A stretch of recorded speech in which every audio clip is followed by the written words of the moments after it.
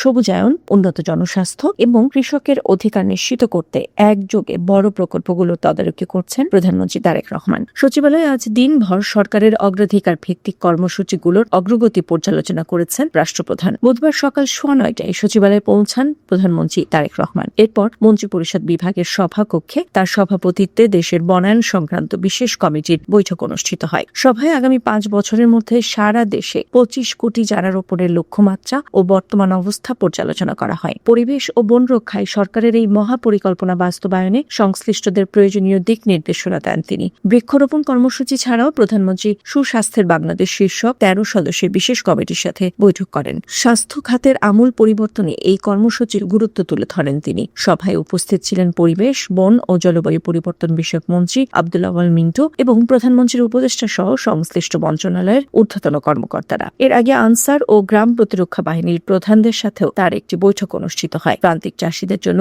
বিশেষ কৃষক সনদ বা পরিচয়পত্র চালুর উদ্যোগটি দেশে কৃষি অর্থনীতিতে নতুন প্রাণ সঞ্চার করবে। প্রধানমন্ত্রী সরাসরি তদারকির ফলে প্রকল্পগুলোতে গতিশীলতা বাড়বে এবং দীর্ঘমেয়াদে জলবায়ু পরিবর্তনের ঝুঁকি মোকাবেলা সম্ভব হবে। তৃণমূল পর্যায়ে স্বাস্থ্যসেবা পৌঁছে দেওয়ার মাধ্যমে নাগরিক জীবনের মান উন্নয়নই এই কর্মতৎপরতার মূল লক্ষ্য। রাষ্ট্রীয় গুরুত্বপূর্ণ এই প্রকল্পগুলো দ্রুত বাস্তবায়নের মাধ্যমে একটি আধুনিক ও সমৃদ্ধ বাংলাদেশ গড়ার পথে এগিয়ে যাচ্ছে প্রশাসন। সঠিক তদারকি বদলে দিতে পারে আগামীর চিত্র।